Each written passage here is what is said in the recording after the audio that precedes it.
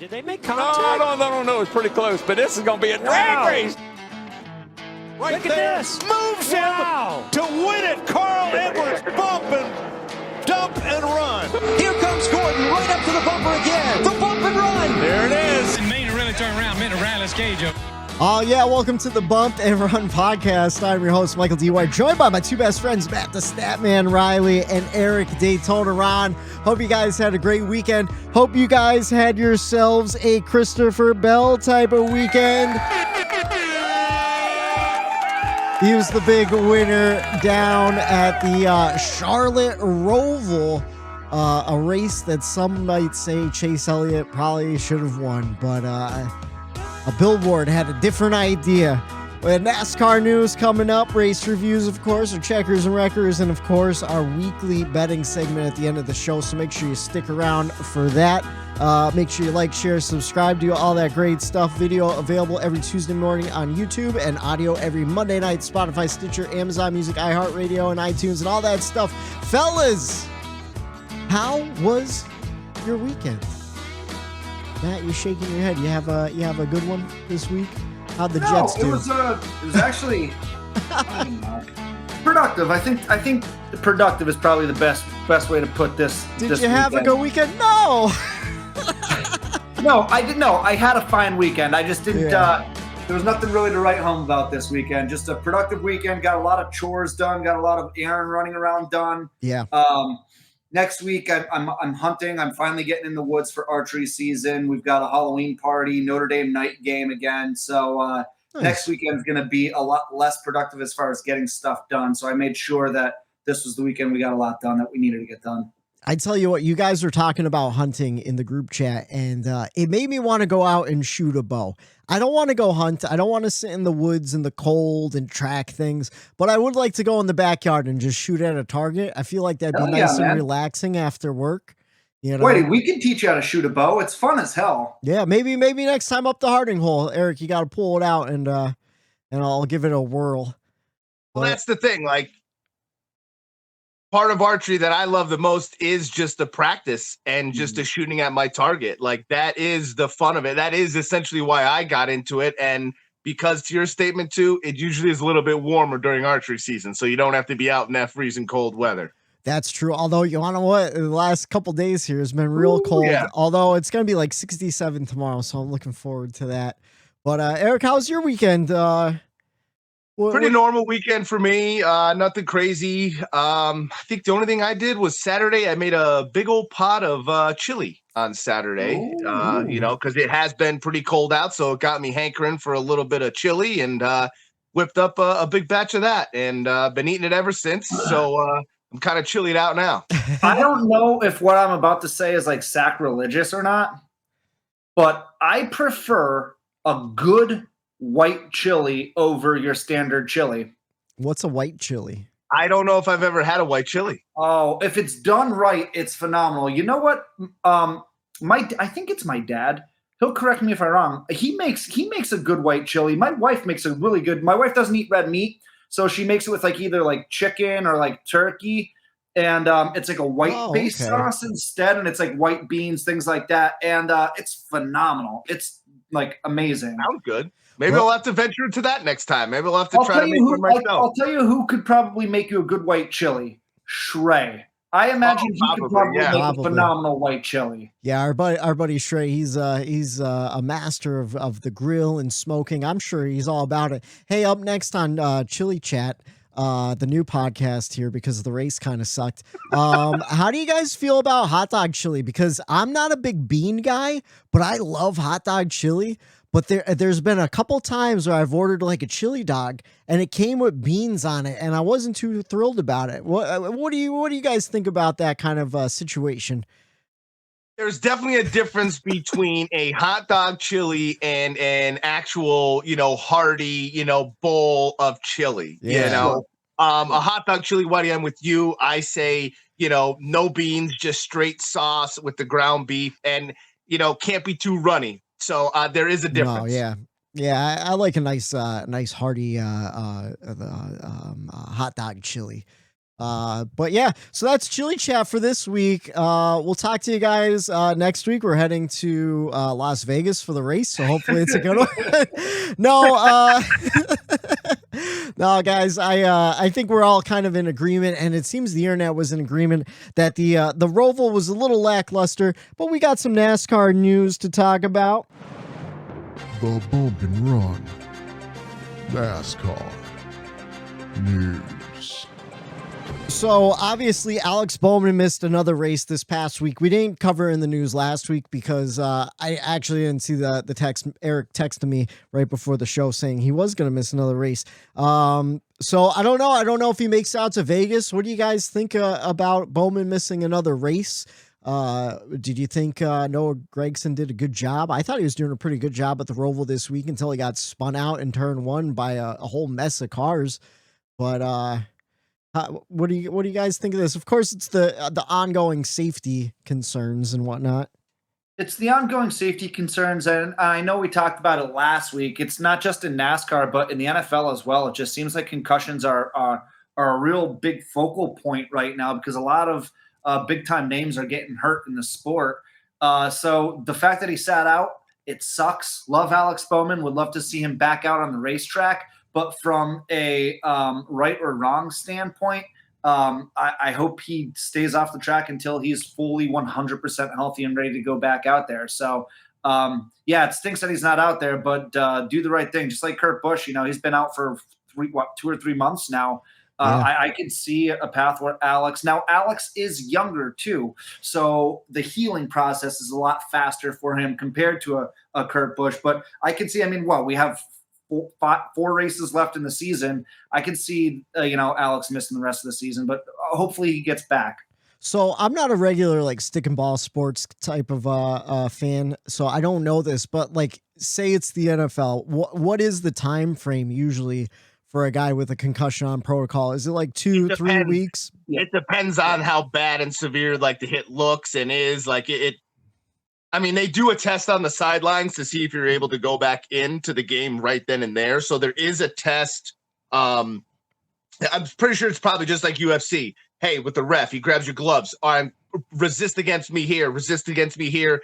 And they do a quick little eye exam and stuff. And even if you miss one of those in the NFL, you're probably just done because they went through it all with their whole concussion thing and the movie that came out and all that. So I'm sure it's really, really strict when it comes to football. But in NASCAR, I don't know what kind of protocols. I'm sure all neurologists are the same as far as clearing for sports. Yeah. So yeah, I'm not sure the difference. I know this is going to surprise you guys, and I get it, but I'm actually not a big reader. but I did read Dale Jr.'s book. Happy birthday, Dale Jr., by the way. I did read his book about concussions and all that. And what he said about it was all of it was super interesting. But what he said was concussions are just like any other injury in your body. It depends on the person. If you recover faster, it depends on how bad the injury was to your brain. There's a lot that goes into it. It's not just a standard a concussion isn't just a uniform injury for everyone. There's different variances. There's different tolerances. There's different lengths that it takes to get back to it. So, and age and the healing process does factor into it as well. An 18-year-old is going to heal faster from a concussion than a 45-year-old will. That makes a lot of sense. And White, it's your point, as far as the Gragson thing goes, I hope he's in the car as much as possible. Hey, that's my teammate getting some cup experience. So I'm happy to see him out there on Sunday getting some, seat time and turn some laps in a cup car. But I also read today that he was scheduled to run the 16 car and AJ Allmendinger is going to run that in cup. So maybe that signifies that Alex is on his way back and going to return to that 48 since they scrapped, for AJ Allmendinger in that 16 instead of Noah. Well, I would say it would be the opposite. They're keeping Noah open in case he needs to fill in for that 48 again, right? That's what I was thinking. Yeah. I guess that would make sense. Yeah, but they said that AJ was going to run that 16 car in Cup. And are you sure it wasn't the announcement for next season that he's running a 16 car? No, because it was about Bowman. It was about the Bowman stuff. And underneath it was like, I wonder if Bowman's going to be coming back because of, maybe I read the things backwards. I read it backwards, Eric, do you have a concussion? I think I might. I've had a lot. I'm beyond the concussion stage. I'm on the CTE stage of it. Yeah. I don't even want to make a joke about that, Eric. But in 50 years, you're going to be shaking like Muhammad Ali. Anyways, William Byron's point penalty was overturned, but the monetary fine was increased. We talked a little bit about this last week with the appeals process and whatnot. So Byron moving on in the playoffs because of it. Kind of funny enough, though. Kyle Larson, who I feel like probably had a better shot at winning a title, or at least on paper had a better shot at winning a title than William Byron. He's out of the round of 8 now. William Byron in. If they never appealed that penalty, I feel like Larson would still be in it at this point. Of course, ifs and buts. But what do you guys think about that whole situation?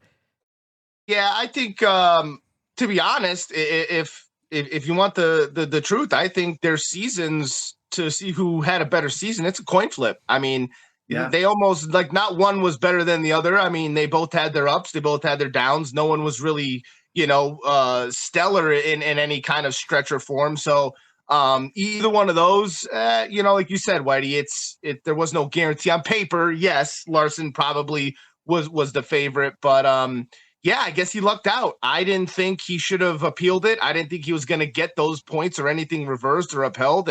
And he proved me wrong because normally it doesn't get overturned when you go to NASCAR and go to the appeals, and you're almost dead to rights. Whatever it is, you appeal. And we might have talked about it on here once or twice where it's like, why even bother appealing? Because you're not going to get away with it. Well, here's one of those circumstances where you did get away with it, and he got those points back. And now, he's moving on, and Larson is. And I don't think that necessarily had a direct implication on, whether or not Larson was in or out. I think more or less the parts failure on Larson had bigger impact on that, but like you said, there's ifs, there's buts and all of that. And I guess you do have to take those into consideration. In the end of the day, it doesn't really matter. Right. Matt's a big believer in that. Like, you can't do the if and but game, or else like you kind of drive yourself crazy. Right. I was doing it with those 2 points with Tyler Reddick a while ago, and he kind of like stepped me back. I'm like, okay, you're making a lot of sense here. But whatchamacallit, I actually learned a little bit more about the appeals process through this last round that I don't think a lot of fans know. But I was under the impression that the NASCAR appeals was you were going to NASCAR and pleading your case. Apparently that's not it. NASCAR is essentially like, say you're in a legal battle, like NASCAR is the plaintiff and you're the defendant. Like they're saying like, oh, these are our charges against you, plead your case. And then there's like an independent board of not NASCAR related people, but like motorsports related people. Like I looked on who the board was. I kind of Googled it. I think one guy's involved with like Bowman Gray Stadium, or like Bowman Gray Racing, where he's like the president of that. Another guy was a president of some other, racing company and everything. So it is these independent guys hearing these cases. So essentially like NASCAR doesn't want to lose appeals. It's a bad look for NASCAR too, to lose an appeal like that. And there's really nothing they could do. But I thought that was really interesting. Something I didn't know going into the whole thing. We talk about appeals all the time, but like you never hear about the true process and stuff. You know what I mean?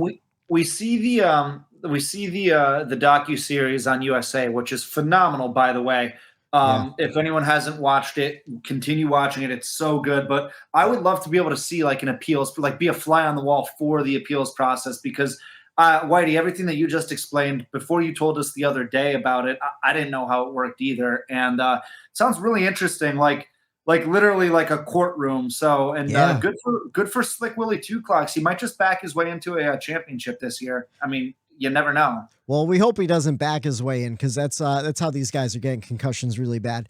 But speaking of, Speaking of appeals, though, Rodney Childers and the 4 team got busted for modifying the deck lid of their car at Talladega. They will be doing an appeals. Now, Rodney Childers sat out this past week just in case the appeals doesn't pass. He has 1 week off of the sentencing, I guess. But I feel like modifying parts, that's pretty cut and dry. So I don't know if they'll be able to get away with this one. You guys have any thoughts on just the modification of parts? We've seen it a few times now from guys and these cup teams, but NASCAR really laying the hammer, $100,000 fine, all that jazz. So I like it. If you ain't messing with those gray areas, then the sport isn't going to grow, and we're going to stay right where we're at. And I think you need to be able to find speed however you can. And I like when teams push the boundaries. Obviously, if it's my team, you get upset when it happens and you get caught. But if not, you do find speed and you get away with it, then you can say, look, we're fast. We found something. A lot of times, whatever these teams find, they might not be legit where they have this speed. They just didn't get away. They just didn't get caught, And I was just going to say that, Eric. Whenever you hear these teams say, we found something, we're confident, we found something, it's probably not legal what they found. I'm with you, Eric. I love that teams are pushing the boundaries, especially with this car that we have. And I know we're going to talk about it later in the Pickle Land segment. But, especially with the parity that we're seeing and how pretty much these cars are identical to one another in the garage. Go find your advantages any way you can to make this racing more interesting, please. Yeah, I liked that NASCAR's being consistent about these, but at the same time, I am missing like that innovation and that extra speed that guys would be able to find and stuff. I thought it was really funny on Twitter though. Like everyone's like, oh, they're going after Harvick because he was saying stuff bad about the car and stuff and all this stuff and everything. And I'm like, really? You think Rodney's like super innocent in this? The guy that, had the back plexiglass folding in under certain speeds to get an advantage. Some of the best crew chiefs in NASCAR history are like wide open known cheaters. Yeah. And Chad Knaus, Jeff Gordon's crew chief, Ray Evernham. All these guys are like wide open, like known cheaters because they've gotten busted a million times. Yeah. But that's part of the game. Right. Yeah. I see it that way too, Matt. It's part of it. Like you have to innovate to get faster and to improve that's how you improve the cars. And that's why the cars do get faster. And you get to a point where we just were with the old car is, hey, when these engineers have 60 plus years to work on a car and make it better and faster and stronger and safer, there's only a couple years with this new car. So I say let these engineers get their hands on it and really comb over this car.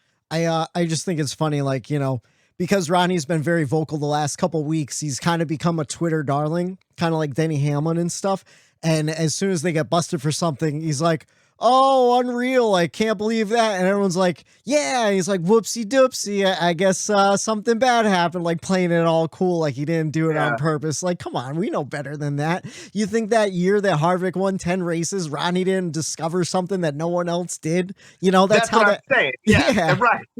Right. And I can tell you he did, because the next year they had a rules change that affected the inside of the wheel well. And that's where they were making their downforce and their speed and stuff. So like, I don't know. I just think it's so funny how the internet gets behind certain guys and it's like they could do no wrong.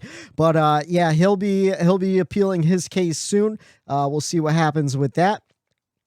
Speaking of NASCAR and just this new car, the drivers met Saturday morning to discuss safety. I heard a quote from Brad Keselowski. He said it was kind of like Festivus, big airing of the grievances. It took about 75 minutes. Not much coming out about the meeting, but they all, like NASCAR did show them the new plans for the rear clip and some things to improve safety and stuff like that. So maybe that's something to look at. And that reminds me, we talked about the headrests and maybe some innovations could be done there with the safer barriers and stuff last week, right? Yes. So if you don't, I'm sure anyone listening to us listens to the Dale Jr. Download, but if you don't listen to Dale Jr. Download, go back and listen to this past week's first hour. Dale really talks about some of the safety, especially in the headrests and the mounting and the thickness of everything. And he even said the same thing, like maybe that's something they need to be looking at, because he was talking about in years past, they used to have breakaway sides that like held your head in place and everything. And NASCAR's like, that's actually less safe, and here's why, and was able to explain it. Like, he always thought it was more safe than being in that cocoon. But he was talking about how guys probably have too much room in their head to move around and stuff, and that's why these rear impacts are really affecting your head. And we talked about how the crew chiefs are saying, like, oh, put your head back into the cradle there, and brace for those big impacts. So just something to listen to. Definitely worth checking out. I thought it was fantastic. Let's see. One last piece of news. NASCAR is looking into a final lap incident with Cole Custer. If you guys brought it to my attention, I didn't even notice it on the broadcast, but Cole Custer did a lot of blocking in that last lap to get Chase Briscoe a couple extra spots. What do you guys think about that? And do you think anything should come of him doing that? I don't know. I don't know how I feel about this, because I'll tell you how I feel about this. Go ahead. I don't know how to articulate the way I feel about it. This is a scenario where I wish it never got brought up unless they're going to do something that's going to change the outcome of the final 8. If not, let it rest. Shouldn't have been a news story. NASCAR shouldn't have put it out. That's my thing. If it's not going to affect the round of 8, what's the purpose? A penalty to the 41 right now? That's not going to do anything to that team. It's pointless. They're not in owners. They're not in. That car sucked all year. So it's like, unless this is going to directly be a Jeff Gordon and Clint Boyer situation, back when that all went down from Richmond and all that, where, he blocked, intentionally wrecked, spun this, and they let Gordon be the 13th driver that year. Unless you're going to go along those lines and bring Larson back and say that, this was a direct cause of Larson being out, then to me, it's kind of like, why are we even talking about it? Like, this is just another thing that NASCAR's admitting they got wrong, or they're pointing out that they didn't do when the race was going on. So it just makes them look even worse for even bringing it up. So that's the way I feel about it. If you're not going to change the outcome with it, then what's even the purpose? The way I look at it too is like, they're always preaching, like you see it like the super speedways, the manufacturers let's work together, let's be teammates. Here's Cole Custer being about as good of a teammate as you can be, trying to help his teammate Chase Briscoe advance, get a couple more points so he could advance into the playoffs. So I can see from the team side of it, from the driver's side of it, like, it was a heads up play. Someone got in his ear and said, yo, if you do this, or supposedly, I guess we're assuming, Cole Custer, his crew chief or his spotter, knew the situation and may or may not have given him a hint to kind of slam on the brakes to let Chase Briscoe go by him. That's essentially what happened.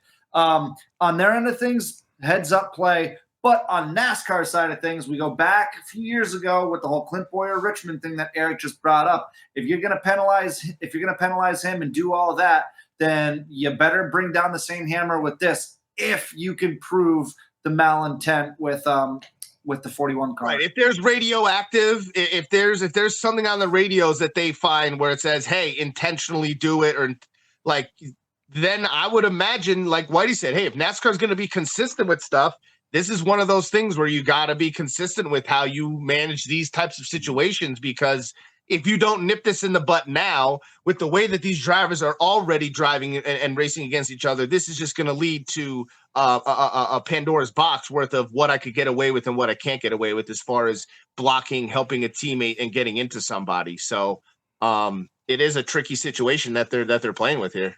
See, I'm kind of in the opposite of you guys. I think it's a non-issue completely. I don't even know why it's being brought up.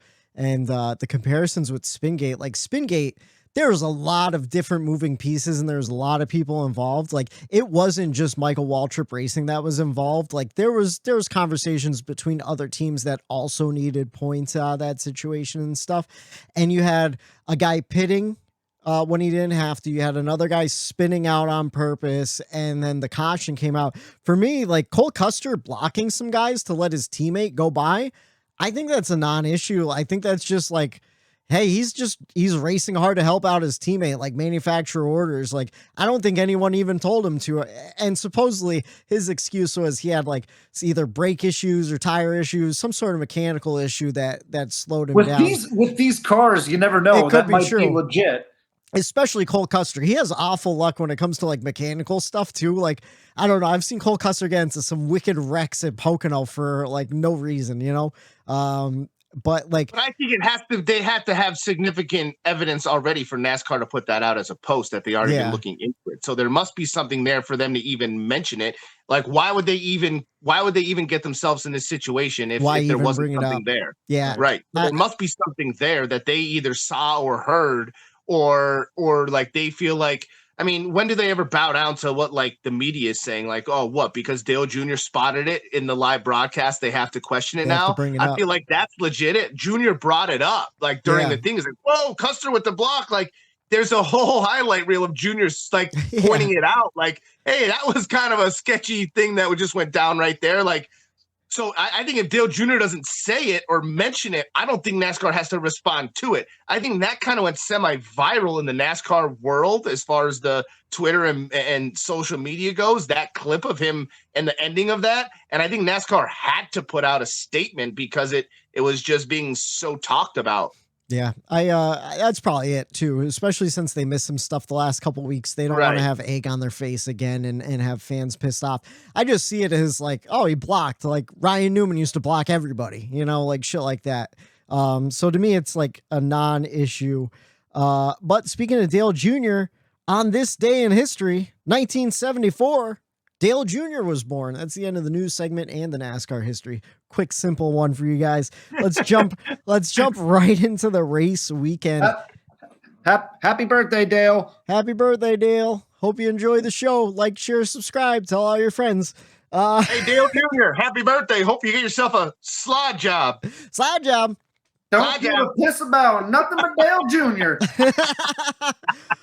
All right, let's see. Race weekend. AJ Allmendinger scoring his 4th Roval win in a row in the Xfinity Series, and he almost did it in the Cup Series too. Did you guys get a chance to watch any of the race on Saturday? I did actually. While I was making my chili, I had the race on while I was cutting up and getting that chili all worked and putting the pot together, and it was actually a pretty entertaining race. It was way better than Sunday's race, I'll tell you that.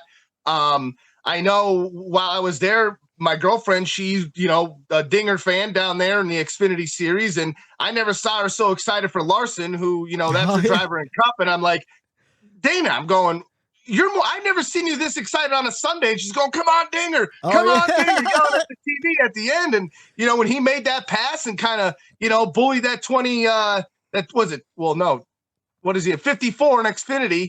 It was a power move at the end there. And he took that win and he earned that win. And it was definitely a better race. And I'm glad I watched it knowing that what we saw on Sunday now.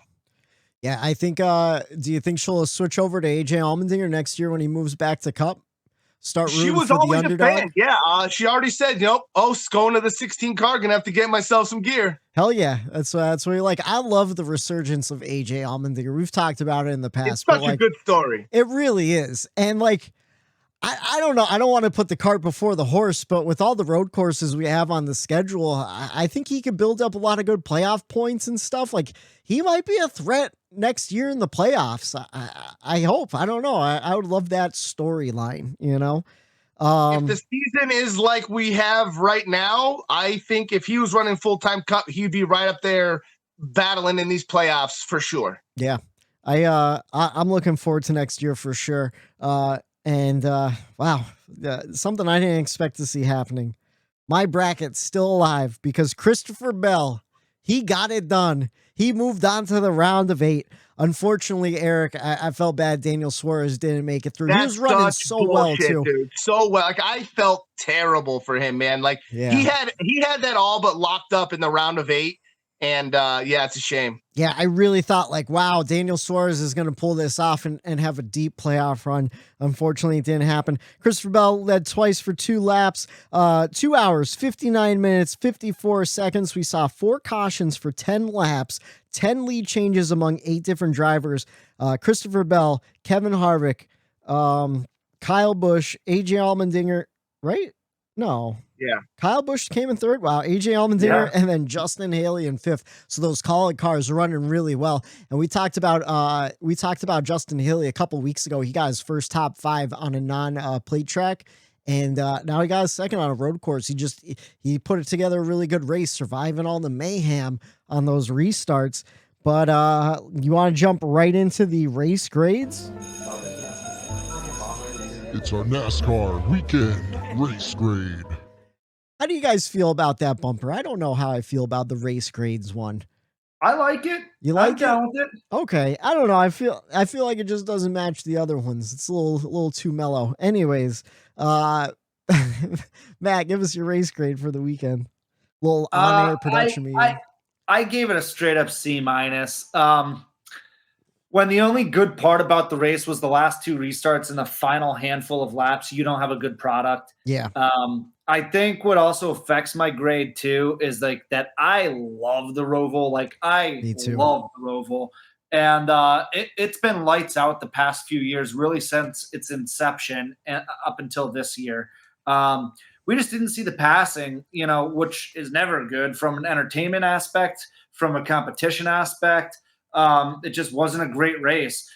We did have fuel strategies, which I always like. We're vocal about fuel strategies on this podcast, but just overall, not what I was hoping to see out of the Roval. Just very, very lackluster. Like I said, up until the last couple restarts, which were mayhem and which were plenty entertaining, and which is why this race probably wasn't a D for me.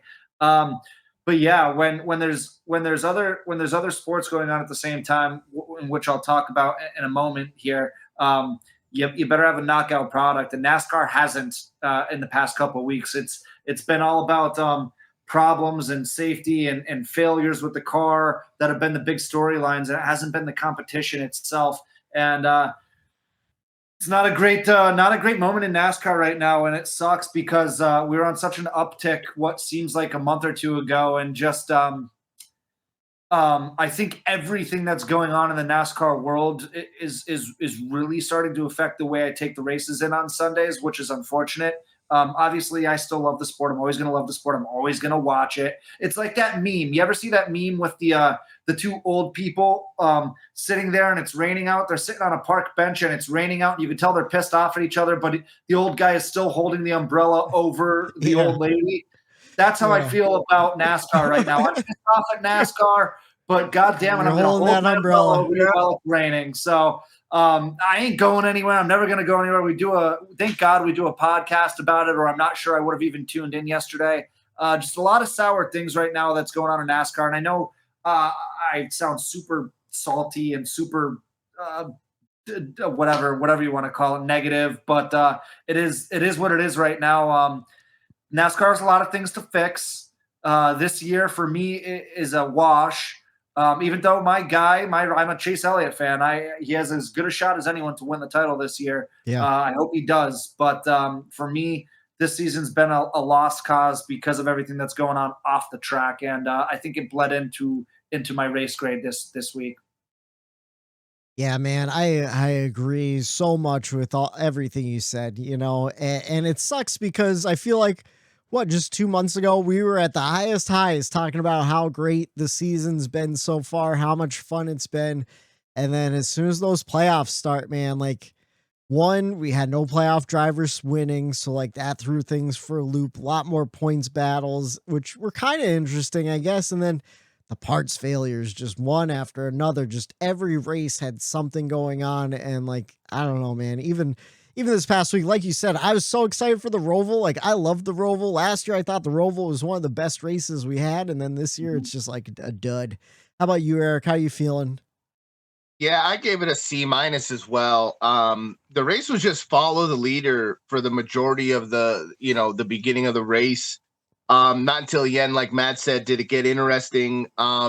Strategies, they were in play, but, they worked out for some, and then others, with the points, certain teams are like, hey, I'm going for points. Other teams are like, I'm going to run this race to win it because I need to. Yeah.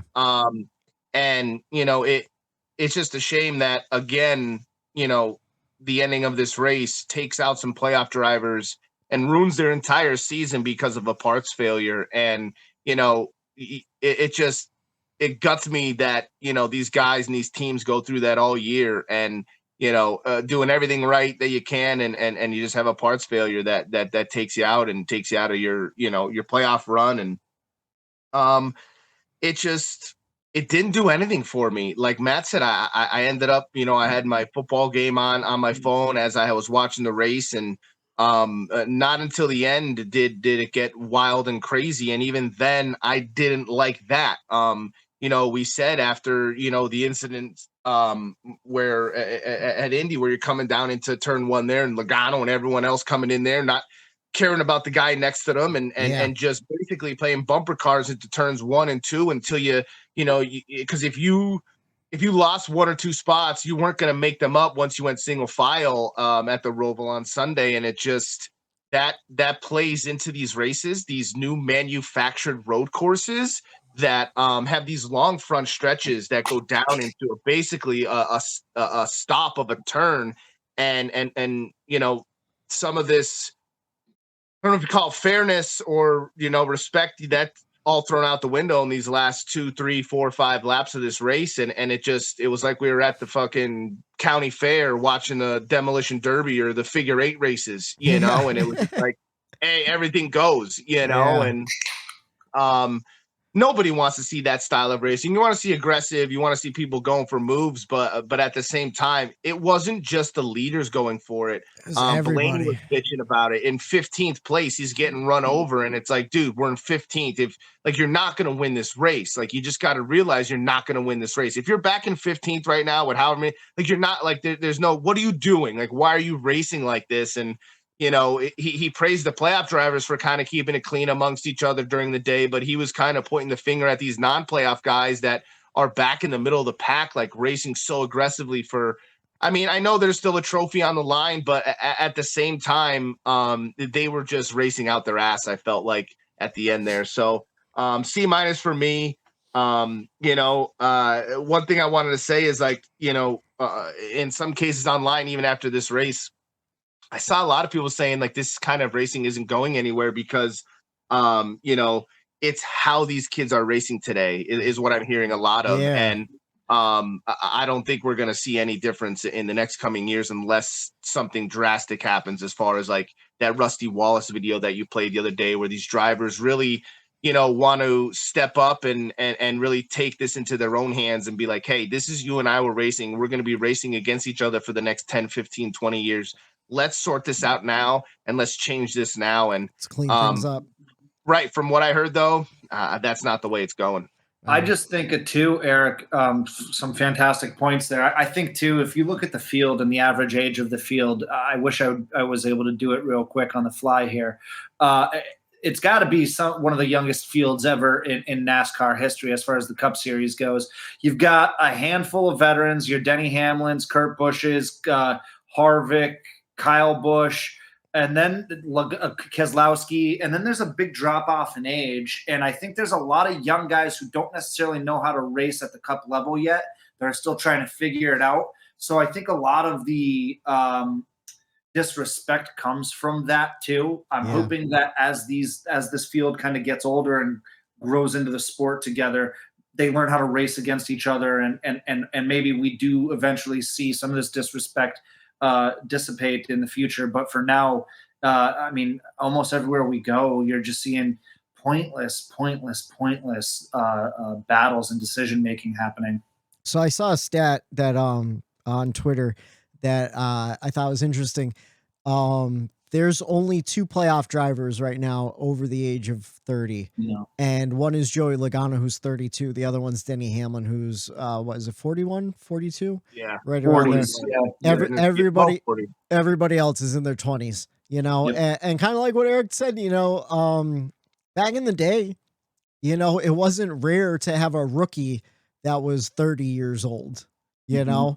Now we get rookies that are 21, 22, and maybe that is where some of the respect is. I'm on the same page as you guys. I give it a C. It was so dull until the last stage.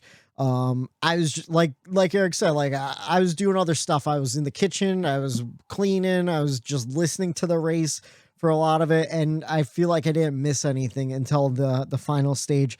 I did enjoy, the cutoff battle. That was pretty interesting, especially when like Larson and Chastain had issues. So you start seeing guys dropping and stuff like that. But you just couldn't pass. The only excitement happened on restarts, but I do have a problem with that because I'm going to address it in my records, but basically it's the respect thing.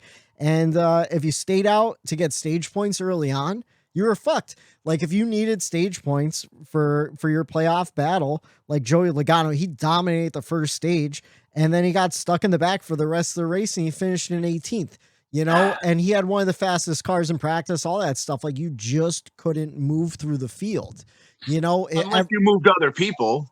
Well, yeah, but like even then that's not a guarantee either, Dude, I'm looking through the race grades, and I could just speak for myself, but I know for the most part, all three of us were pretty much on the same page with every race this season, within a half a grade or so of each other. And we went on a stretch there, pretty much from Bristol through through the end of the regular season, where it was like all A pluses, A minus, B, B plus, A plus, A minus.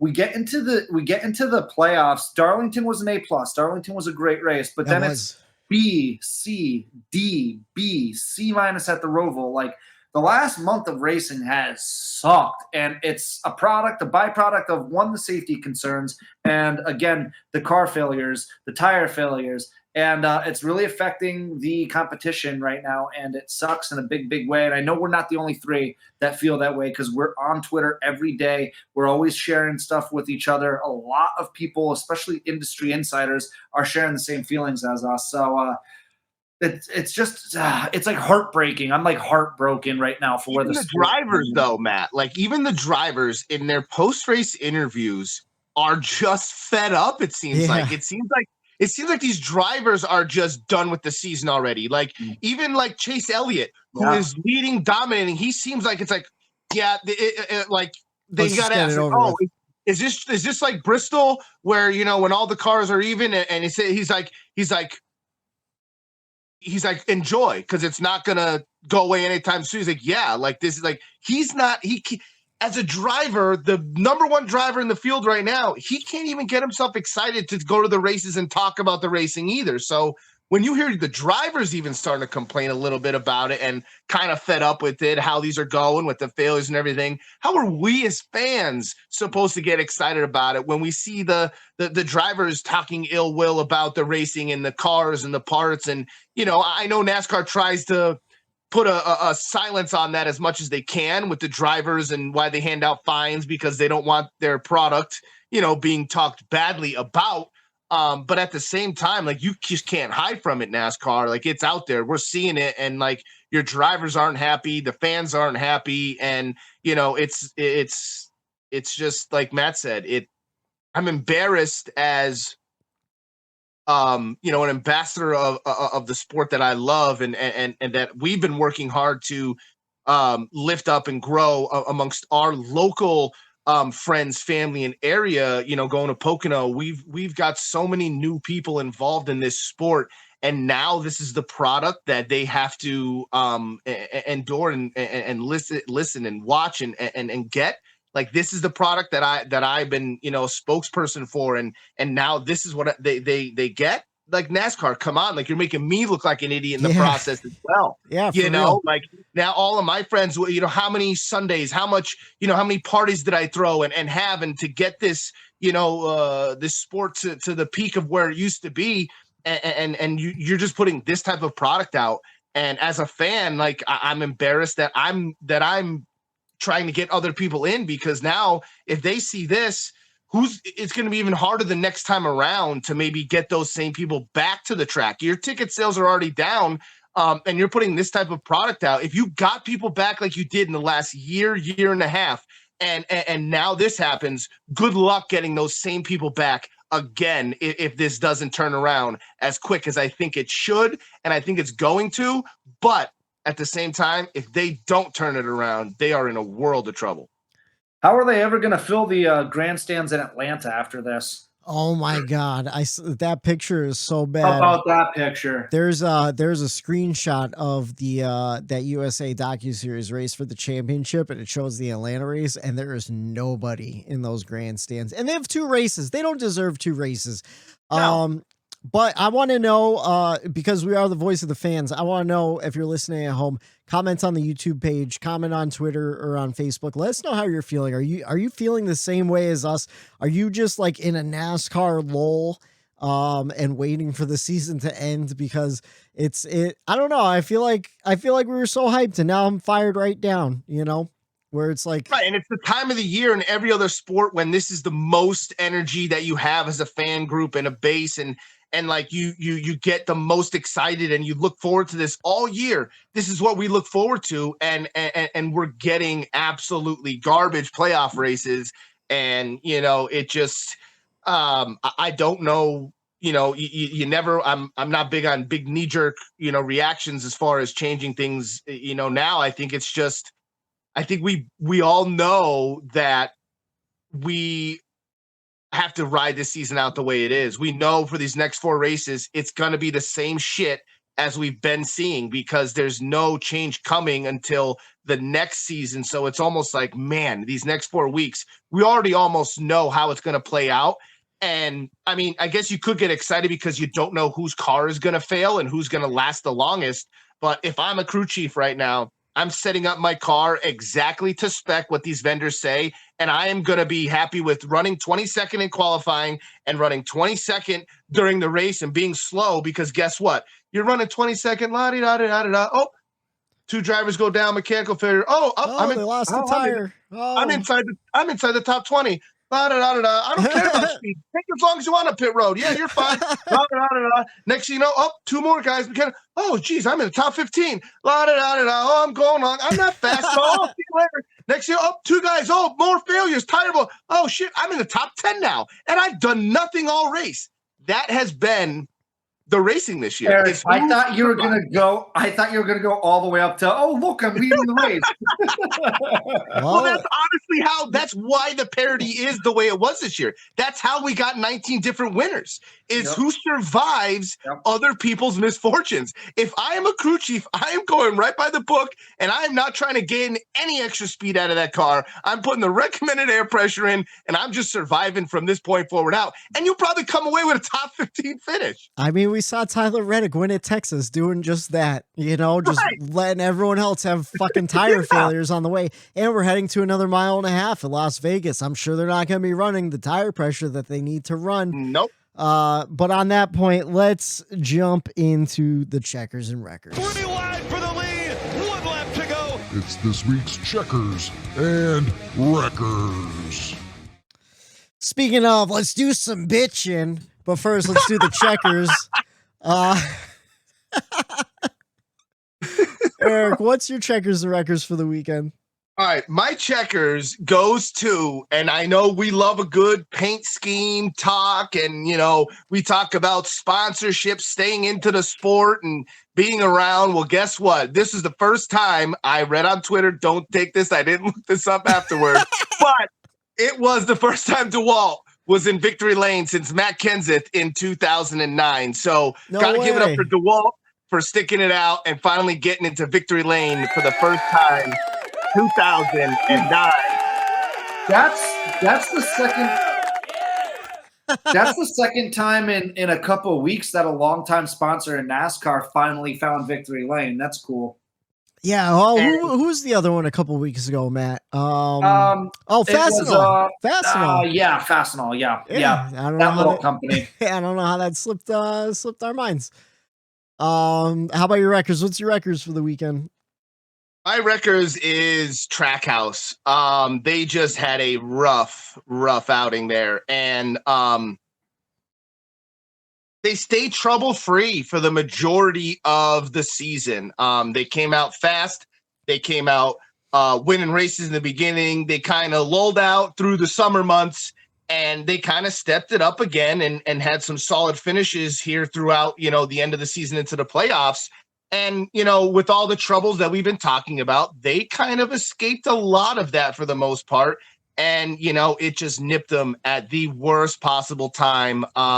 Took my dark horse from the championship. I had Suarez going, and if it wasn't for that power steering going, he's in easily. And Chastain, he almost didn't make it because he had a failure as well. So there was a possibility that both Trackhouse cars after this weekend were eliminated due to parts failures. And it makes me wonder if, they were trying to get a little extra speed to maybe build that cushion or maybe get the win. And, maybe when these teams go for that extra speed, that's when these parts failures happen. So it was just a shame to see them have such a bad day on Sunday. I had to wreck, Trackhouse for their woes that they had.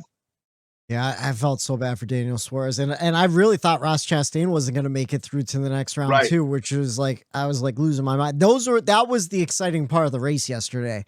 Other than that, it was whatever. How about you, Matt? What's your checkers and wreckers?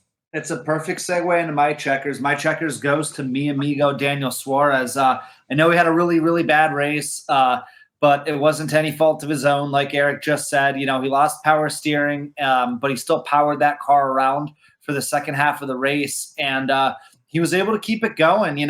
He said a few times over the radio that he wasn't sure how much longer he could last, and but he kept digging, and he just every time, and the broadcast did a really good job of pointing it out. This guy is going through something right now in that car. It is not easy to power a 3,500 power car around a road course and still try to be competitive. Oh yeah. He's probably going to be really sore today. He's probably going to be really sore the rest of this week. I couldn't imagine him doing it. I was getting uncomfortable every time they kept talking about it. He's in the car saying I'm in pain. This is not comfortable. I don't know how much longer I can do this. And he was physically yelling in the car. Yeah. He said, "Hey, whatever it takes to make you feel better. If you have to scream it out. Do it." And he was screaming it out. And I noticed his hand placement started changing too. He started holding it with an under grip, one under, one over grip, and switching hands. And yeah, he was legit screaming in the car. He was in so much pain. He just didn't give up, man. And so that's why he's my checkers. He grinded it out, and he finished 34th or 35th or 36th or whatever he finished. And it wasn't the result. He got punted from the playoffs. Wasn't what he was looking for, but goddamn, he didn't quit. And I think that's one of the several reasons why we're Daniel Suarez fans on this show, and why he's got a lot of fans across the NASCAR world. Yeah, he finished 5 laps down in 36th. Ross Chastain finished in 37th, so a bad day for Trackhouse.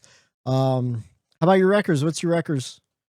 We kind of briefly talked about it a little bit. We can kind of go into it more now if you want. But my records goes to, I don't know if it goes to the start times. I don't know if it goes to the season being too long. But my records goes to pretty much going directly up against the monster that is the NFL. It's just brutal. And a story that I heard earlier today by Whitey, I think you told this story about Natalie Decker.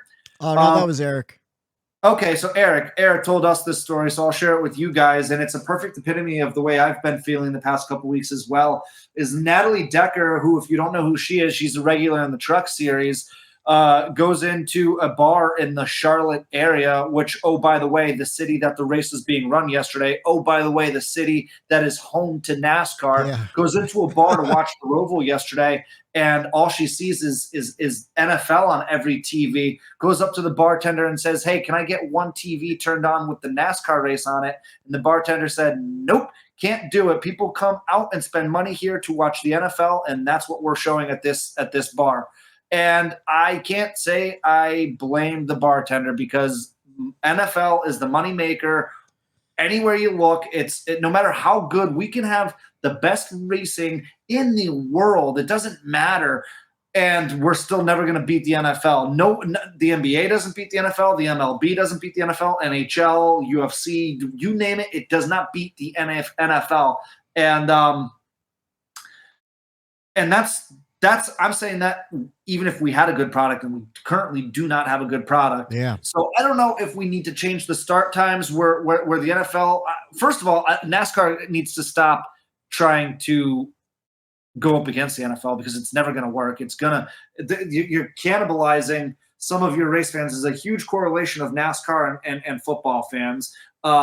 Me being one of them.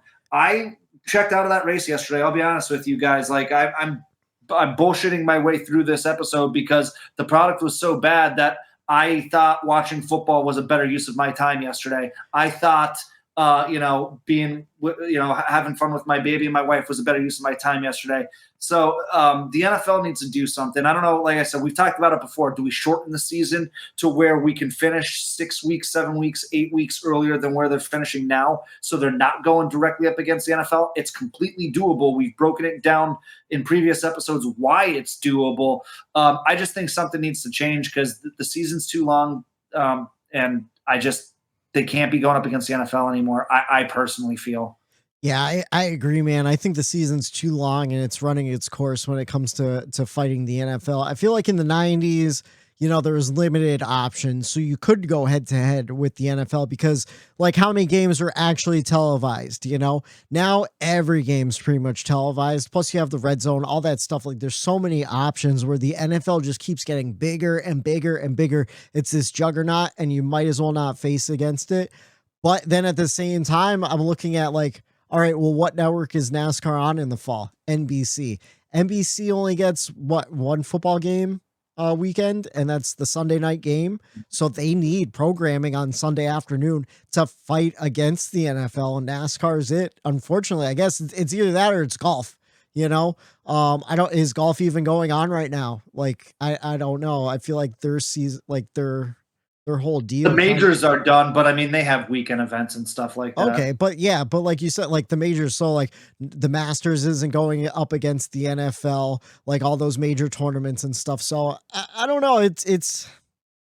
I just think too, it's not that this is any given Sunday race that's going up against the NFL. This is our playoffs. This is our playoffs. Like when other sports, like I love NHL playoffs. I love MLB playoffs. Yeah. I think they're exciting. NBA playoffs. Like I don't watch a lick of the regular season of any of those, but when their playoffs come around, it's exciting. And I tune in.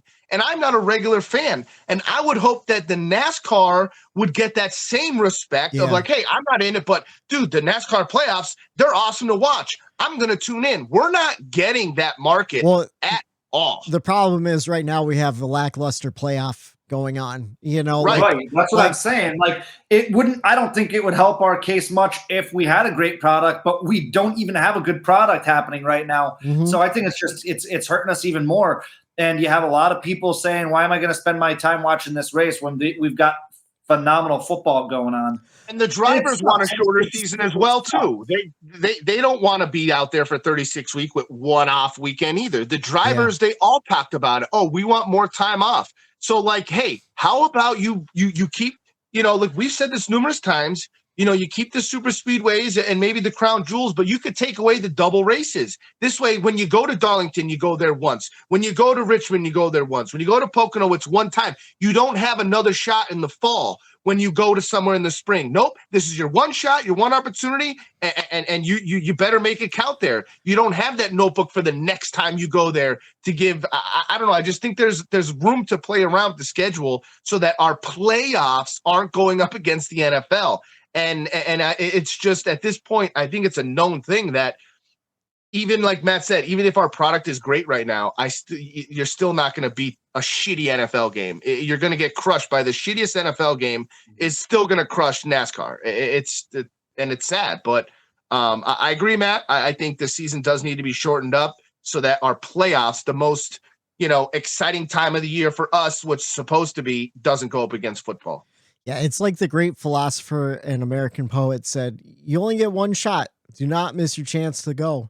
This opportunity comes once in a lifetime. You better lose yourself. Lose yourself. I thought we were all going to say lose yourself at the same time. Yeah. We blew it. We blew it.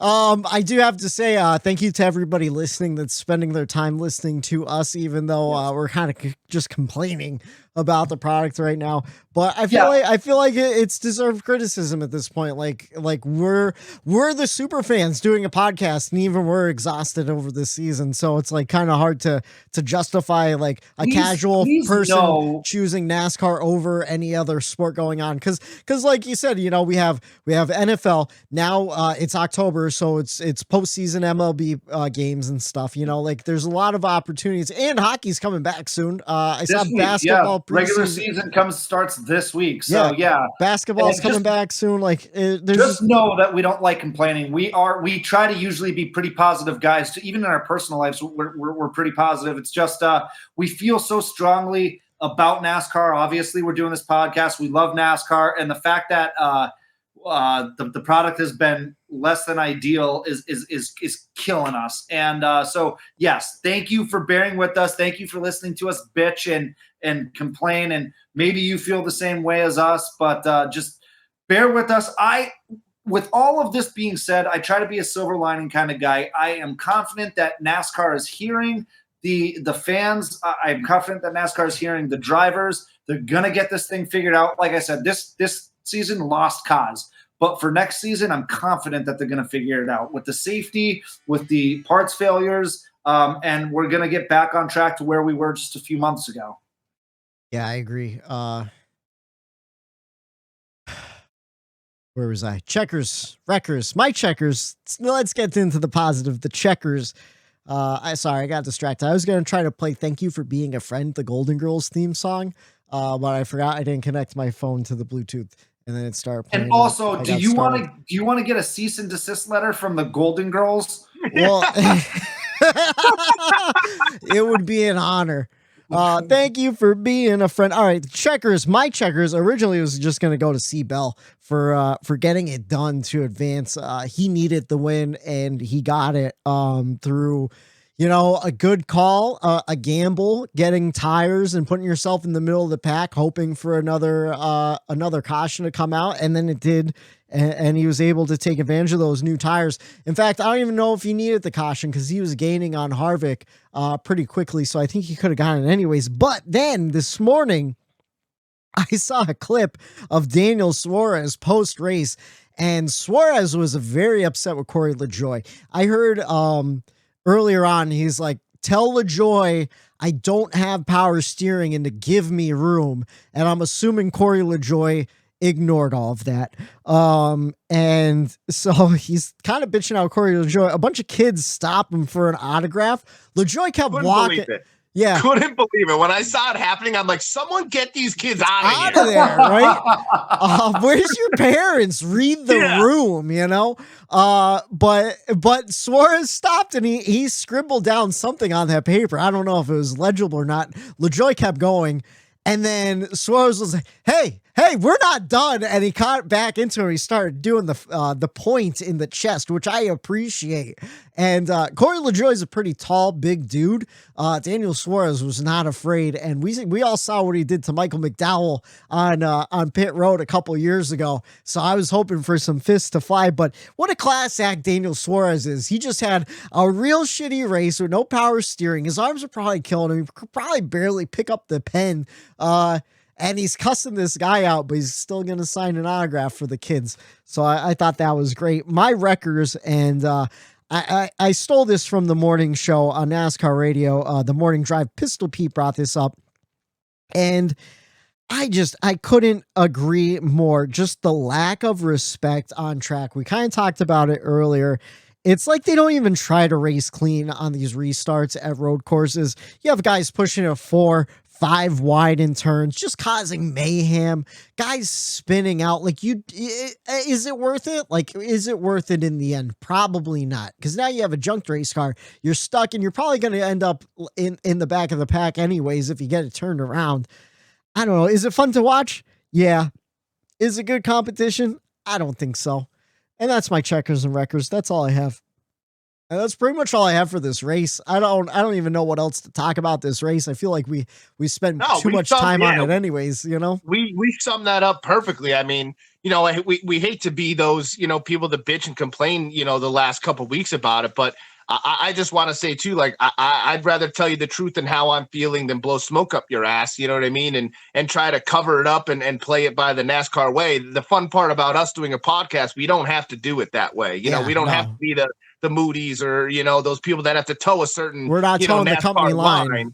Yeah. So, you know, hey, it is what it is. Sometimes I like, you know, in any other sport, you can't have, you know, like you can't have that game 7, you know, every single week. And I think that's something that you have to, you know, get in your head. And what I have to tell myself, even, you know, it's not always going to be a game 7 moment in every one of these playoff races or every race, every week. You're not going to get that playoff moment. And I think that's what maybe could kind of alter and maybe ruin the sport, is trying to get every race to be that game 7 moment, when, you know, it's called the game 7 moment for a reason, because you have to get to that game 7.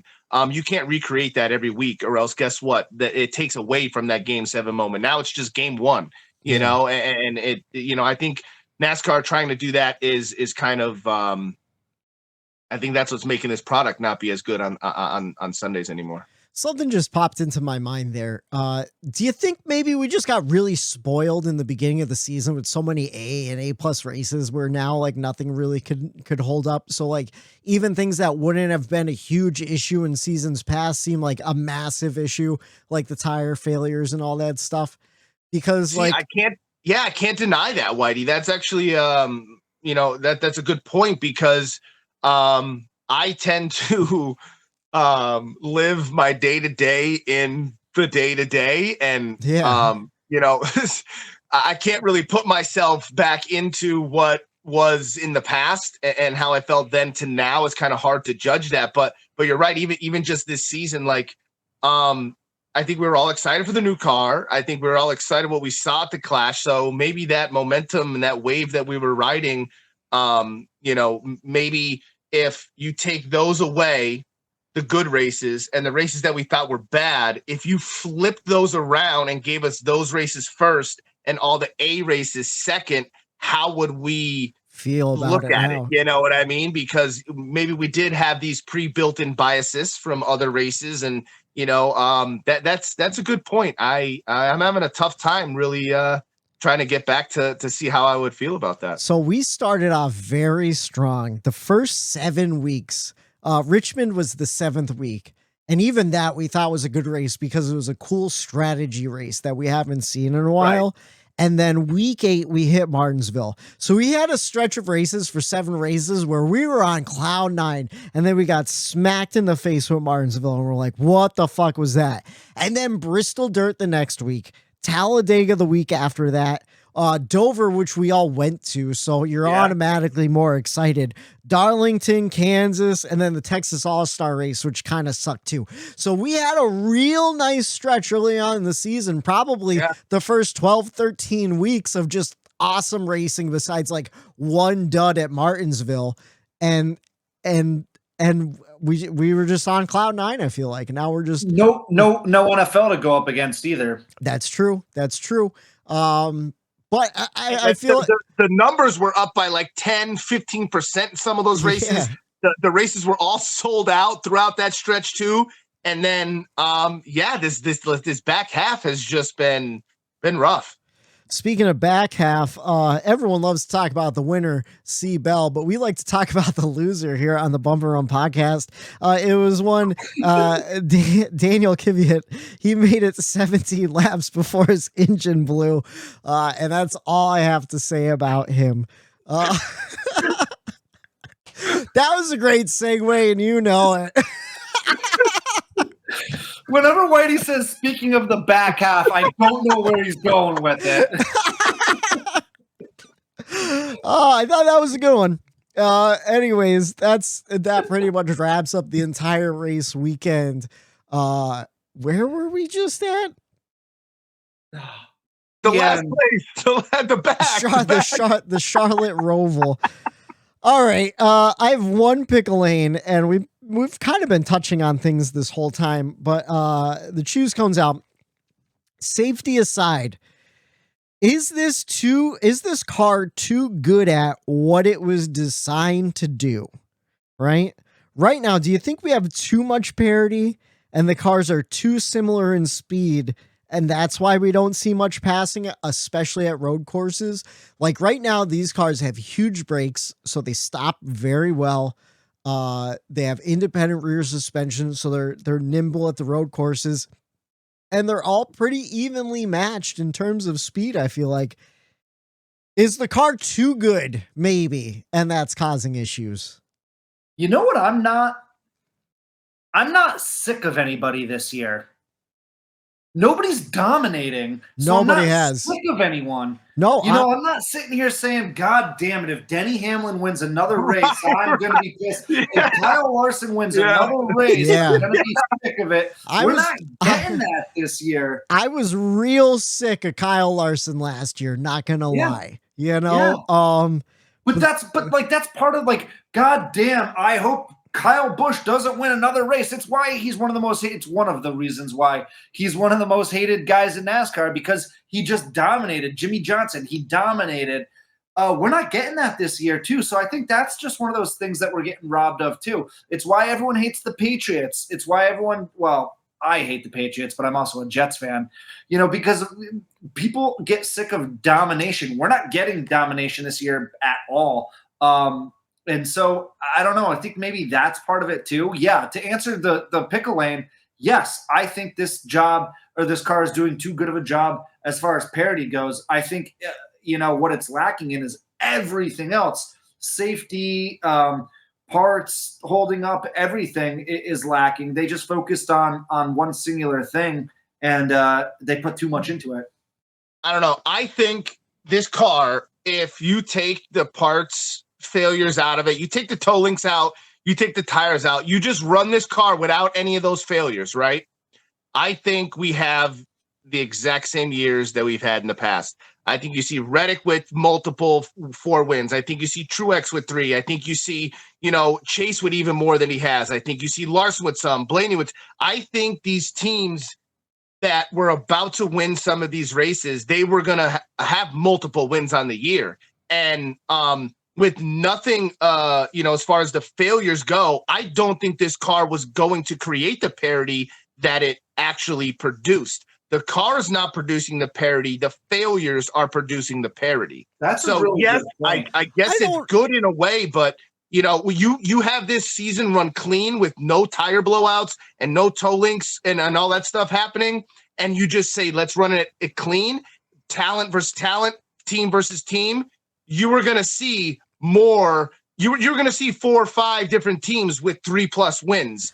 And I don't think the parity's there if it runs a clean season. I think you're putting too much stock into the last couple of weeks and all the failures we saw with playoff drivers, because I feel like before there's a long stretch of summer where we didn't really have issues, but it was one of those things where it's like, oh, are the Toyotas going to show up this week? Or are the Fords going to show up this week? Are the Chevys going to show up this week? I feel like it was such a track-by-track basis where it was the parity where like anyone could win. I mean, right now, still on this season, the only people that have more than 2 wins is Chase Elliott and Tyler Reddick. Those are the only people that have more than 1 or 2 wins in this car. We didn't see that domination. And that's the whole entire picture. Like how many, I feel like Eric Jones didn't win at Darlington because of a parts failure. Did he? Oh, I guess Kyle Busch blowing up, Martin Truex Jr. blowing up, maybe. Right. Toyota dominated that day for the most part. And even in the beginning of the year, Toyota had their issues with their engines. That's true. And like it went from manufacturer to manufacturer. Toyotas were fast. They were always fast. Toyotas were fast all year long. They just couldn't finish races. I feel like a lot of it was the setups look at RCR, too. Whitey. RCR fast. How many races should Reddick have won this year? Maybe 6 if you look back at it. He was fast, but whenever he was fast, probably at least another 2. Right. What happened when he was fast? He crashed. So that's why I'm saying these teams that are looking for speed, that found speed, that are legit the fastest, they weren't finishing the race in first. It just wasn't happening. And it's not happening because they weren't fast. It's happening because something failed on the car. Yeah. And that's where I'm saying, like, you could go back and look. I think it's one of those things too. Like, you go back at those races and, maybe that's something to look at. Like, look through the notes, how many incidents and problems were in those races, but the racing was good enough that it didn't matter that they were happening at the time. I think they were always happening. It just didn't matter at the time. The racing was still good because what we talked about in the beginning were engines with Toyota and whole tires and wheels falling off. Yeah. So like that was the issue in the beginning. That was and then mostly after like that came back the markers COVID and stuff like, too, though. But I'm saying there were still issues that were affecting these races and some of these bigger teams not winning and dominating like they normally do. And that's why, like, I think next year you're going to, even though the car is there, I don't think we're going to see the parity because teams are going to figure it out. And usually by the end, teams do figure it out, and teams did figure the speed out, but at the same time, the cars didn't last. No, you make some good points. Maybe because now it's all happening to playoff drivers, there's more of an eye on who it's happening to, you know?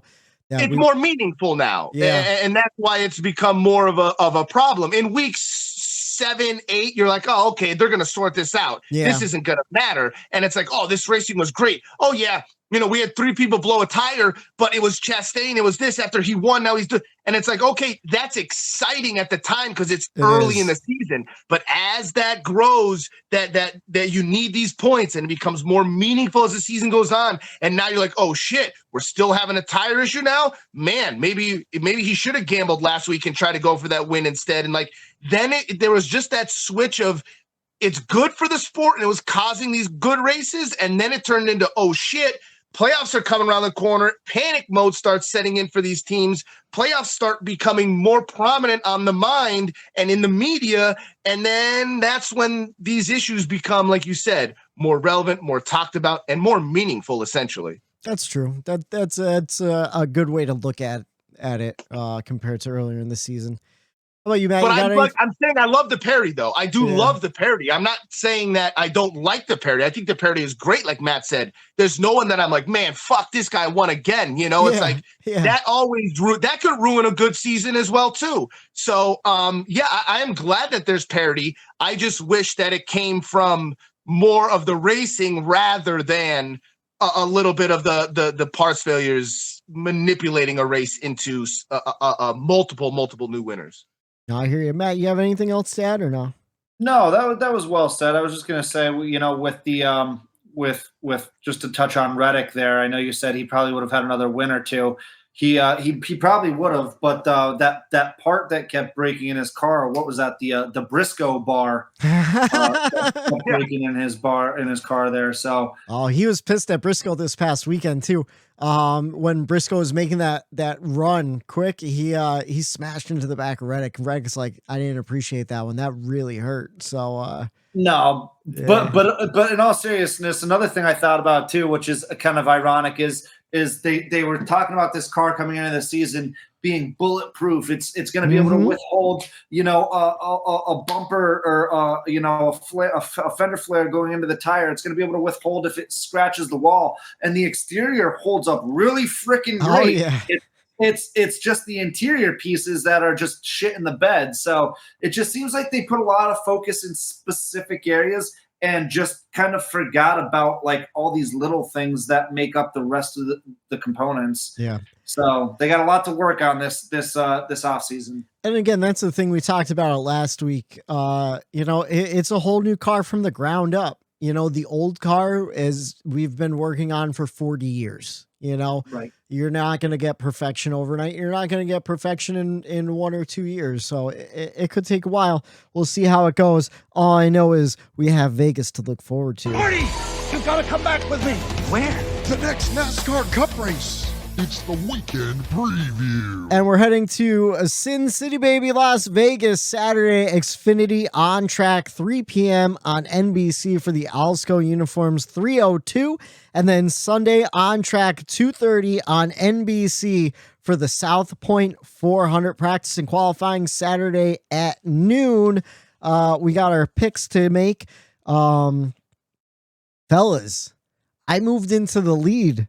I am leading. I have 1,005 points. Eric has 1,003 points. And Matt, you're in third with 897 points. Eric, you picked Daniel Suarez last week to win. He got you 14 points, of course, because of those issues. Matt, you picked Chase Elliott to win. He got you 18 points. And I picked old Slick Willie 2 Clocks, and he got me 30 points at the Roval.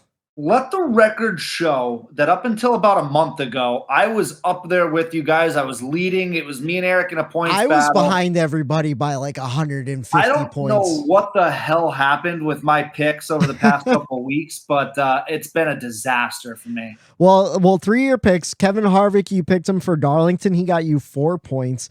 For Texas, you picked coming off back-to-back wins, mind you. He was, or he was like, it's when he was hot. Yeah, it was like 2 races after he went on a 2-win race streak.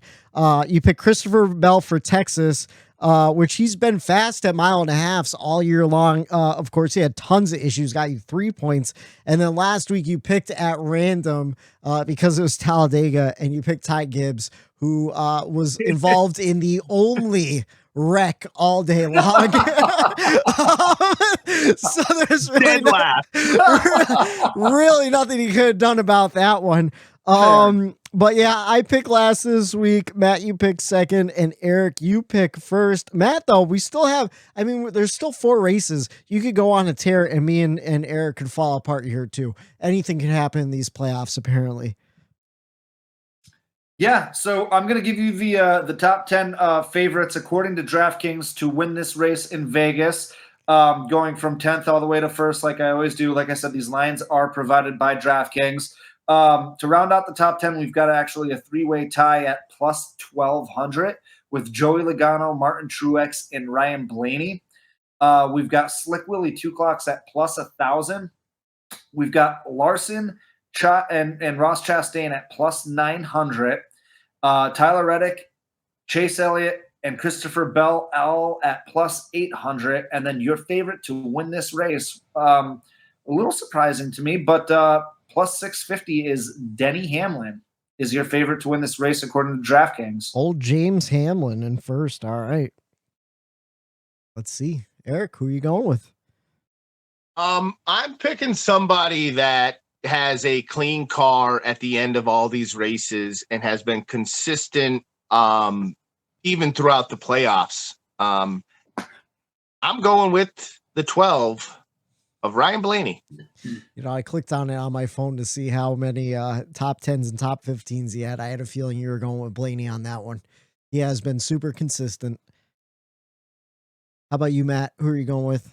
I'm going with the guy who had arguably the best car earlier this season when we were in Vegas. He led the most laps. He had the best driver rating. He had the best average running position of 4th. He finished 3rd. Somebody who a lot of people didn't think would make it this far because of prior incidents on the track. I'm going with Ross Chastain. He's going to find his way into Phoenix, and a lot of people had him earlier this season before all the drama, had him as possible championship favorite. I think he's back on track for that. I haven't seen anyone retaliate yet. I don't know why. Maybe they waited until this final round, but the deeper we go, the better it is for Ross Chastain. I think he figured something out in the spring, and I think he wins this race. So I am looking outside the playoffs on this one. And I think it's going to be a Las Vegas native. I'm going with Kyle Busch. He got his first top 5 in a while, and I feel like the momentum's going to keep going. Toyota brings a strong car to 1.5 miles, and I think he's going to pull out an upset win in the playoffs. I don't know why, but I don't hate it. I don't love it, though. That's the thing. I really didn't know who I was going to pick. I was going to joke around and say, I'm going to take Kurt Busch. Yeah, no, like I thought when you said, I thought you were setting up a joke, man. It would have been a brilliant joke too. I'm going to go someone outside the playoffs. I'm going to go a Las Vegas native. I'm going Wayne Newton. Oh my God. I mean, when you're in Vegas, Wayne Newton's winning anyways. No, but yeah, I don't know. That's who I'm going with. I don't know. Honestly, I couldn't even think of who's watch practice and qualifying. Don't take my betting advice this week.